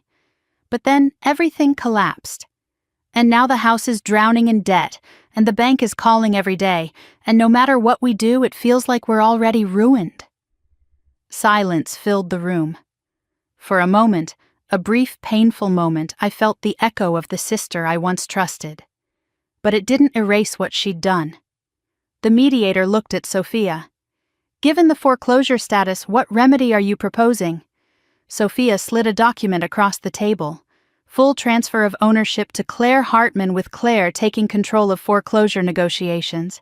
Claire will assume full responsibility for settling the mortgage or arranging sale because the property was intended for her. Dad scoffed. She wants to take the property without the debt. I glared at him. You created the debt. You and Melissa, not me. Jason finally spoke, voice strained. She's right. All heads turned toward him. Jason looked exhausted but resolute. The loan was my idea. I pressured Melissa. Claire shouldn't be punished for our mistakes. Melissa jerked her head toward him, shocked. Jason, don't do this. But he kept going. I'm tired of lies. This is the truth. And Claire deserves the house. We stole it from her. Dad shot him a furious look, but Jason didn't back down. The mediator exhaled, glancing between all of us. It seems clear that responsibility for the debt lies with Melissa and her spouse, not Claire. Mom buried her face in her hands. Dad muttered, "This is unbelievable." The mediator continued, "Given the overwhelming documentation, I believe Claire's proposed remedy is reasonable. The house is transferred to her. Melissa and Jason remain financially responsible for the refinancing loan." The color drained from Melissa's face. "We can't afford that. It would destroy us." I steadied myself. My voice was softer when I spoke again. "Melissa, I'm not trying to destroy you, but I'm not sacrificing myself to save you either. I won't be erased from my own life." Tears streamed down her cheeks. "Please, Claire, please don't make us do this." I inhaled. My heart ached. My anger burned low and steady. "You made choices," I said quietly. "And choices have consequences." The mediator folded her hands. "Is the family willing to sign the agreement voluntarily? If not, this will proceed to court, and based on the evidence, the outcome will almost certainly favor Claire." Dad leaned back, eyes narrow, calculating. I recognized that look. It was the same look he used when he realized he'd lost an argument but didn't want to admit it. Mom sobbed softly beside him. Melissa whispered, "I can't lose everything." Sophia's voice cut through the tension. "If you don't sign today, foreclosure will resume and you will lose everything. But if you sign, you have time. You won't lose your home tomorrow." Jason nodded. "She's right, Mel. Sign it." Melissa looked at me, pleading one last time. "Why are you doing this?" she whispered. "Because you never thought I would fight back. Because you assumed I'd sacrifice myself again. Because you believed I was strong enough to lose what was mine quietly. Out loud, I said simply, because the house was meant for me. Silence stretched. Then Melissa picked up the pen. Her hand trembled. Her signature scratched across the page. Mom signed next, tears soaking the paper. Dad hesitated, longest jaw-clenched eyes burning with resentment. But eventually he signed too angrily, carelessly, as if the ink itself offended him. Jason signed last. The mediator collected the papers, stamped them, and nodded. It's done. My heart thudded heavy and hollow, not triumphant, not joyful, something closer to grief. Grief for what the family had become. Grief for the sister I had lost long before today. Grief for the innocence that would never return. As we walked out, Melissa stopped beside me. Her voice was barely audible. Claire, I hope someday you can forgive me. I looked at her, really looked at her for the first time in months. I don't know if I can, I said softly, but I hope someday you'll earn it. She nodded, tears falling again. Then she walked away, shoulders crumpled, leaning on Jason for support. Grandpa squeezed my hand gently. You did the right thing, he murmured. I nodded, though my throat burned. Outside, the sky began to clear just faintly, just enough to let in a sliver of pale sunlight. It felt like the beginning of something new, not victory, not revenge, something quieter, something steadier, the beginning of reclaiming the life I was meant to have. The day after the mediation, the house keys arrived in a plain white envelope slipped through my mail slot sometime before dawn. No note, no explanation, just the cold metallic shape of a life that was supposed to be mine from the beginning. I sat on the floor of my living room holding the keys in my palm for a long time.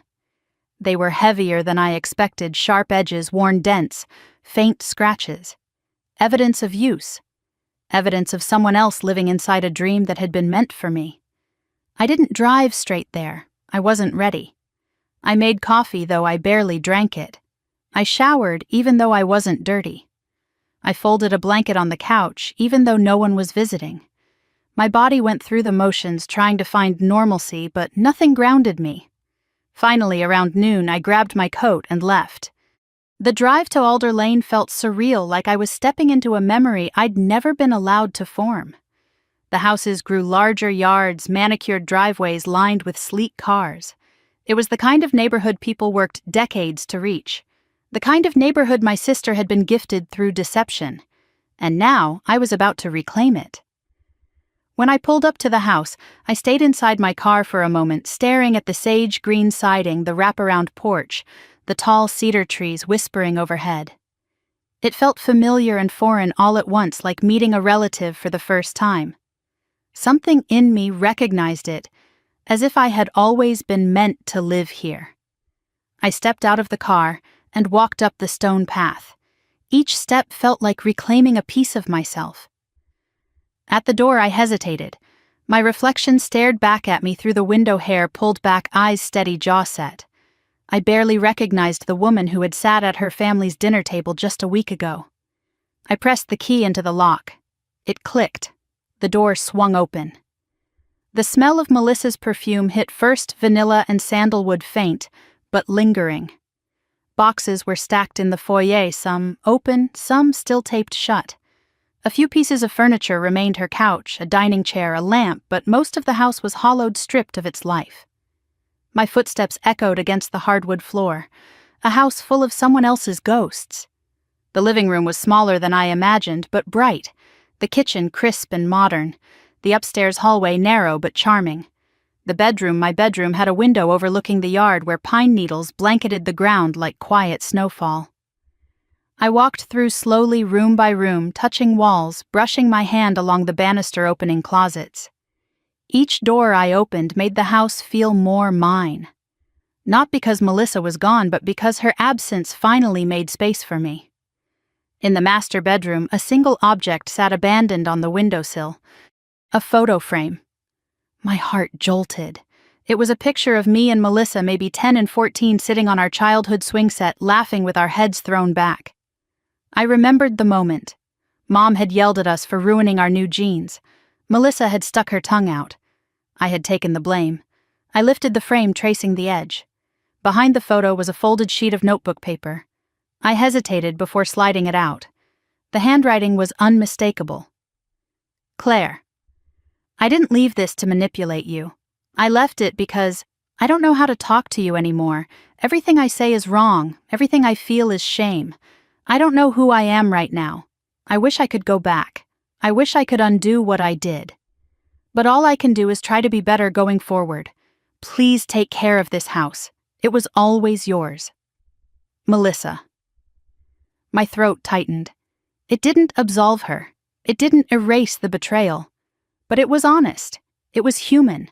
And it hurt in a way nothing else had. I set the photo down carefully and wiped my eyes with the back of my hand.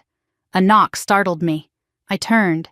Jason stood in the doorway, hands in his pockets, shoulders slumped. The exhaustion on his face seemed deeper than yesterday, like he'd aged a decade overnight. "Can I come in?" he asked softly. I nodded. He stepped inside, closing the door behind him. "This is surreal," he said, looking around. "Seeing you here instead of Melissa." "It's supposed to be me," I said. "It always was." He nodded. "I know." We stood in silence for a moment, both absorbing the stillness around us. "Melissa didn't want me to come," he said quietly. "But I needed to. I needed to apologize." "You already did," I replied. "Not fully." He looked at me, guilt carved into his expression. I let her make decisions I knew were wrong. I didn't stop her. I didn't stop myself. I dragged her deeper into debt. And I let all of it land on you. My arms folded instinctively. "Why didn't either of you say something before it got this far?" He swallowed hard. Shame, pride, fear, pick one, or all three. Fear of what he exhaled. Fear of disappointing your parents. Fear of losing the help they kept giving us. Fear of losing the illusion that we could fix things on our own. I almost laughed. Illusions are expensive. He nodded, eyes lowered. "Yeah, and they cost more than money." I looked at him for a long moment. "How is Melissa?" "Not good," he admitted. "She's devastated, angry, humiliated, and scared." "I'm not surprised. She knows she's to blame," he said. "But she also knows your parents pushed her into believing she deserved more than you. It's complicated. It always is." He hesitated, then asked, "Do you want a relationship with her again?" Someday, I didn't answer right away. I looked around the room at the sunlight filtering through the window at the empty spaces waiting to be filled at the home that held both betrayal and possibility. "I don't know," I said honestly. "I want peace. But forgiveness, that takes time." He nodded, accepting the answer. Before he left, he placed a small object on the kitchen counter. The house's spare key. "She told me to give this to you," he said. She said, "It feels more right coming from me." I took it. After he walked out, I stood in the emptiness of the house and listened. The quiet wasn't lonely, it was clarifying. I spent the next hours walking through every corner, opening drawers, scanning the walls for cracks or signs of damage. The house had one more secret. A notice taped inside a cabinet door. Final foreclosure notice payment, required within 14 days. Even now, even with the legal transfer underway, the house was still on the edge of collapse. My fingers curled into fists. Not again, not this time. I drove back to the bank, marched inside, and requested a meeting with the foreclosure specialist. She saw me within 10 minutes. "I need options," I said before she could speak. "All of them." She laid out 3. Full reinstatement, pay off the delinquent amount in one lump sum. Impossible. Loan modification possible but required proof of stable income and a long-term plan. Short-term hardship agreement, a temporary pause while ownership disputes resolved. "I choose option 3, I said immediately. She nodded. "I'll submit the request today." And while it processes, I said I want to apply to assume the mortgage. Her eyebrows lifted. "You want to take over the loan?" "Yes," I said, "because I'm not losing this house." We completed the paperwork. I submitted income documents, tax returns, identification. It was tedious, draining, but empowering. For the first time in my life, I was fighting for something that was mine, not out of obligation, not out of fear, but because I deserved it. When I got home, Grandpa was waiting on my porch again. I sat beside him, exhaustion settling into my bones. "Well," he asked. I handed him the bank's temporary approval notice. He smiled. "You did it." "Not yet," I said, "but I'm on my way." He nodded, resting his hand over mine. "Your grandmother would be proud." That nearly broke me. I leaned my head on his shoulder. "I hope so." "You're building your life," he said softly. "Not the one they wanted you to have, the one you want." I closed my eyes. For the first time, I truly believed him. As the sky shifted to dusk, Grandpa stood to leave. Before he did, he said, "There's something I didn't tell your parents. Or Melissa." I frowned. "What? The house money wasn't a one-time gift." He smiled gently. "I set aside more, not for a house, for your future." My breath caught. "Grandpa, you didn't." "I did," he said, "because you deserve it, and because I trust you to use it wisely." My eyes filled with tears. That night, I stood in the living room of the Alder Lane house, my house holding the keys, feeling the weight of everything that had happened. The betrayal, the fight, the truth, the victory. It wasn't over yet, but I wasn't afraid anymore, because I wasn't stepping into the ruins of my sister's life. I was stepping into the beginning of mine. I spent the next week living in a strange overlap of two worlds, the quiet, healing solitude of my small rental and the hollow, echoing rooms of the Alder Lane house that still held the remnants of Melissa's life. I divided my days between meetings with the bank emails with Sophia and long hours sitting on the hardwood floors of a home I wasn't fully ready to claim. The house was legally frozen for closure, temporarily halted, and ownership transfer pending. But emotionally, everything was still shifting beneath my feet. Every time I stepped inside Alder Lane, I felt the weight of what had been done and the weight of what I had reclaimed. On the fourth morning, I arrived with a notebook and my laptop ready to start sorting through practical decisions, renovations, repairs, what furniture to keep, what memories to remove. But when I opened the door, I heard a faint noise upstairs. My pulse spiked. I froze at the base of the staircase, listening. A soft creak. Then another. Someone was in the house. I grabbed the closest object I could find, a broom leaning by the door, and climbed the stairs slowly, step by cautious step. My breath caught as I reached the landing. The noise was coming from the master bedroom. When I pushed the door open, Melissa jumped back with a gasp.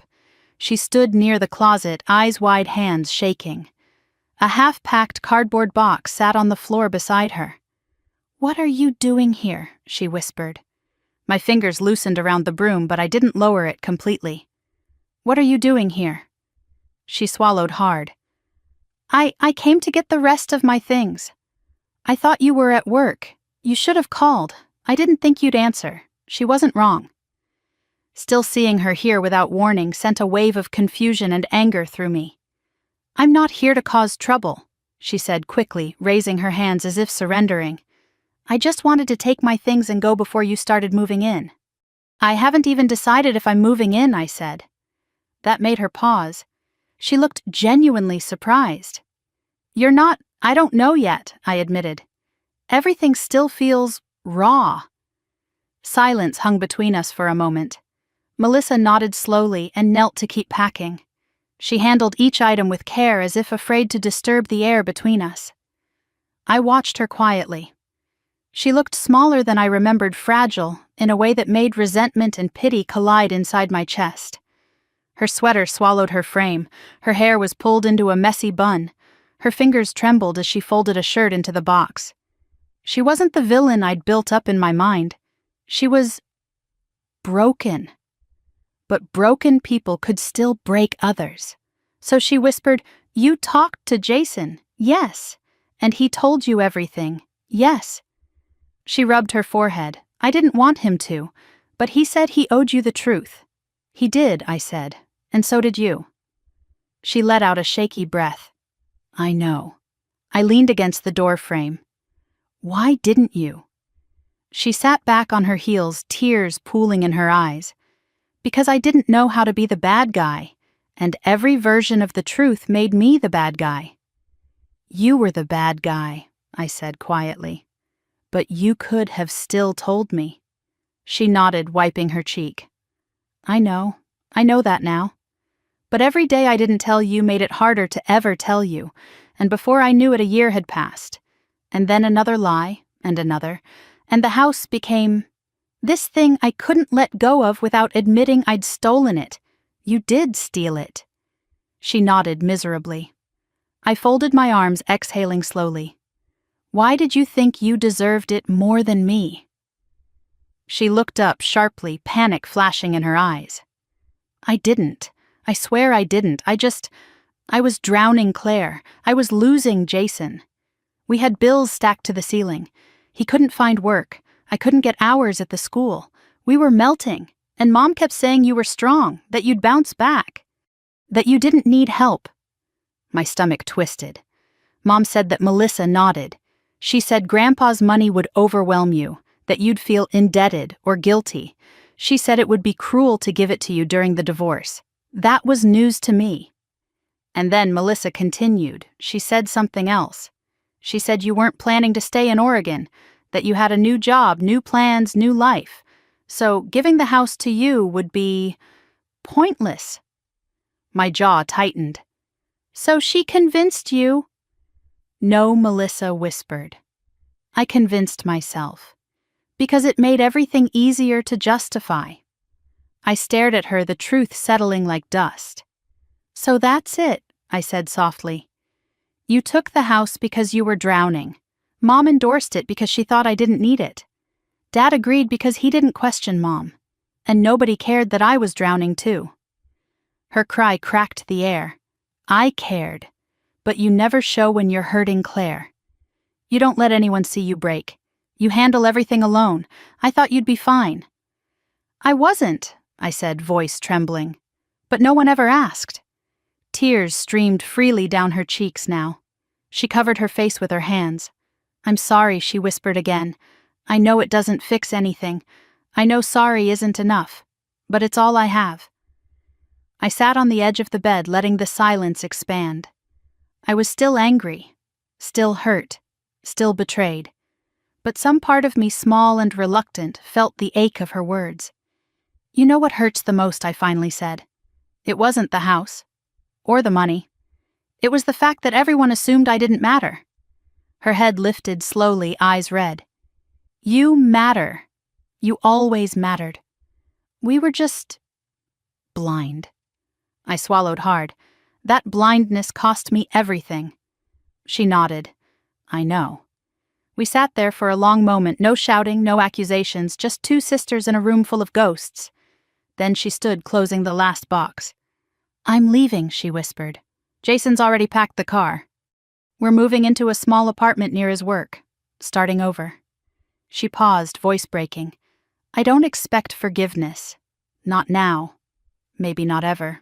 But I hope someday you'll remember that I loved you, even when I was horrible at showing it. I didn't answer. She walked toward the door, gripping the box, tears slipping down her cheeks. Before she left, she paused again. Claire. I looked up. If you ever want me back in your life, even just a little, I'll be here, trying to earn it. She left quietly, her footsteps fading down the stairs. When the door closed behind her, the house fell completely silent. I sat there alone, feeling the weight of her absence and the jagged edges of what remained. Later that afternoon, Mom called. I let it go to voicemail, so she drove to my rental and waited on the porch until I returned. Claire, she said, standing quickly, please, talk to me. I crossed my arms. Why should I? She winced. Because I'm your mother. Then why didn't you act like one? Her eyes filled instantly. I did what I thought was best, for who I asked, me or Melissa. She looked away. That's what I thought. She stepped closer. I made a mistake. I see that now. I let fear guide me, fear of what I demanded. She swallowed. Fear of losing Melissa, fear of watching her life collapse, fear of hurting the child who couldn't handle hurt. And you assumed I could. Yes, she whispered, because you've always handled everything. I shook my head. I'm not invincible, Mom. I never was. I just didn't have the luxury of falling apart. No one ever picked me up when I did. Tears streaked down her face. I'm so sorry. I didn't respond. She took a shaky breath. Your father? He won't say it, but he's ashamed. He knows he failed you. We both do. Her voice softened, breaking like thin glass. We want to make it right. You can't erase what happened. No, she said. But we can learn from it. And we can change. If you let us. My throat tightened. She reached for my hand but stopped halfway, waiting for permission. I let her take it. I love you, she whispered. Please don't shut us out forever. I'm not shutting you out, I said quietly. But I'm setting boundaries. For the first time in decades. She nodded. We'll respect them. I hope so. When she left, I sat in the quiet again this time, not weighed down by anger, but by something unexpected, possibility. The family I had known was gone, but maybe slowly, carefully, a better one could take shape. That night I drove back to Alder Lane, turned on every light, and stood in the center of the living room. The house didn't feel like a crime scene anymore. It felt like a blank canvas. Mine to rebuild, mine to reclaim, mine to redefine. And for the first time since Grandpa asked that question at the dinner table, why don't you live in the house I bought for you, I finally knew the answer. Because it wasn't mine yet. But now it was. And I was ready to step into it fully. Spring arrived in Oregon with a softness I hadn't felt in years, the kind of gentle warmth that seeped into the skin and made everything feel newly possible. The renovation on Alder Lane wrapped at the end of March, and for the first time since the house became part of my life before I even knew it existed, I unlocked the front door with a feeling that could only be described as ownership. Not just legal ownership, not just practical ownership, but emotional ownership. The house finally felt like mine, shaped by my choices, my work, and the truth I fought to uncover. The fresh paint smell was almost gone, replaced by the scent of new hardwood polish and sunlight warming the floors. I walked through every room, slowly letting my fingers run along the smooth banisters, the cool countertops, the carefully chosen fixtures. Every corner held a memory, now some painful, some healing, but all mine. I ended in the living room, the heart of the house. The space that had once echoed with silence and secrets now held cozy furniture, soft light shelves filled with books I'd collected through every chapter of my life. It felt like a place where beginnings could happen. Maybe even forgiveness. My phone buzzed on the coffee table. I almost didn't look, assuming it was another renovation invoice, but when I picked it up, I froze. Melissa. A simple text. I heard you moved in today. I'm truly happy for you. If you ever want company, even just for coffee on the porch, I'm here. No pressure, just love. I sat down on the couch, breathing slowly. Her message didn't sting the way her words used to, and it didn't feel manipulative or needy. It felt earnest, quiet. A small offering from someone who finally understood the weight of her choices. I typed back after a long moment. Thank you. I'm learning to love it here. One day maybe we can try coffee. I'll let you know. Minutes later, 3 dots appeared, then disappeared, then returned. Finally, she responded. That's more than I hoped for. I'm grateful. I set the phone down gently and leaned back, letting the house settle around me like a warm blanket. For the first time since all this started, I didn't feel pulled in 2 directions, anger tugging one way, empathy the other. Everything felt balanced. I wasn't finished forgiving. Maybe I never would be. But I wasn't carrying bitterness like a shield anymore either. Something had shifted. Later that evening, Grandpa Everett came by for the first time since the renovations finished. He insisted on walking up the steps without help, even though his cane thumped against each stair. Worth every dollar, he said as he stepped inside, his eyes scanning the entryway. Looks like a real home. It is, I said quietly. He placed a hand on my shoulder, his grip warm and steady despite his age. You earned this, Claire, not because of the money. Money is easy. You earned it because you fought for yourself. You didn't let lies win. I swallowed a lump in my throat. I didn't win alone. No, he agreed, but you chose the higher road. That's what matters. He moved into the living room, taking in every detail, nodding with approval. Then he lowered himself into the armchair I'd picked specifically for him, a soft leather recliner that matched the room and supported his back. You didn't have to buy that, he said, touching the armrest. I wanted you to have a place here, I replied. A real place. His smile deepened the wrinkles around his eyes. Then I suppose I'll visit more often. He stayed for nearly an hour telling stories from his youth, reminiscing about the early days of his company, laughing at memories of Dad and Uncle Roy getting into childish competitions that somehow involved heavy machinery. And I listened not out of politeness, but because I wanted to, because the sound of his voice in my home felt right. Before he left, he pulled me into a hug that lingered longer than usual. You rebuilt more than a house, he whispered. You rebuilt trust, and that's the hardest thing in the world. When the door closed behind him, I stood for a long moment in the quiet. A peaceful quiet, the kind that didn't hide anything. 2 days later, Dad and Mom came by with a housewarming gift. A modest ceramic vase filled with daffodils, bright yellow, freshly picked. Mom held it out like an offering, an apology shaped into petals. We didn't want to overwhelm you, she said softly, but we wanted to bring something. I took the vase gently. Thank you. They're beautiful. Mom's shoulders loosened a breath, leaving her as if she'd been holding it for months. Dad gave a small nod, respectful and cautious. It struck me then they were trying. Not perfectly, not quickly, but sincerely. We had tea at the dining table, and for the first time in years, the conversation wasn't tense. There were pauses, yes, gaps, where hurt used to live, but they didn't feel sharp anymore. At one point, Dad cleared his throat.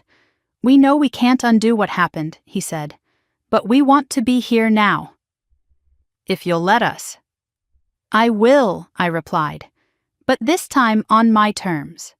Of course, Mom said quickly, always. They left early, promising to give me space. As I watched their car drive away, I felt something unexpected hope. Not naive hope, just the quiet possibility of a healthier relationship, step by slow step. That weekend, I hosted a small dinner in the newly finished kitchen. Nothing extravagant, just me, Grandpa, and 2 neighbors who helped me carry furniture when the movers got stuck behind a jackknife truck on Highway 26. The night was warm, filled with laughter, and more comfortable than anything I had felt in years. But the most surprising moment came later. I was washing dishes when I heard a soft knock. I wiped my hands, opened the door, and found Melissa standing on the porch. She didn't step inside. She didn't assume she was welcome. She just smiled weakly. I saw your lights on, she said. I was driving by. I just wanted to see the house finished. I nodded. Do you want to come in? Her eyes widened, filling instantly. Only if you mean that. I do, I said. She stepped inside slowly, as if afraid the floor might reject her. She looked at the kitchen, the living room, the warm lamps glowing in their corners. It looks like you, she whispered. I'm glad. We sat on the couch. She didn't try to fill the silence. She didn't make excuses. She didn't rehash the past. She simply said, "Thank you for letting me in." "Thank you for asking," I replied. She stayed only 20 minutes, leaving before the quiet turned heavy. But when she walked out, she hugged me for the first time in years. A real hug. A human one. A hopeful one. After she left, I stood in the doorway for a long moment, letting the cool night air wash over me. Everything had changed, but not all change was loss. Some of it was rebirth. Some of it was reclamation. And some of it, slow, tender, hesitant, was forgiveness.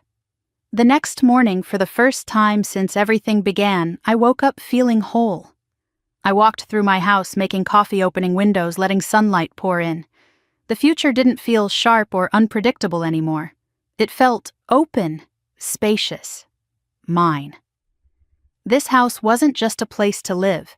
It was a promise I intended to keep to myself, to Grandpa, to the woman I was becoming, and maybe eventually to the family learning to become better versions of themselves. If you enjoyed this story and want to hear more tales of resilience, justice, and family transformation, make sure to like this video, leave a comment sharing your thoughts, and subscribe so you never miss the next chapter. Your support means the world, and I can't wait to bring you more stories that touch the heart and stir the soul.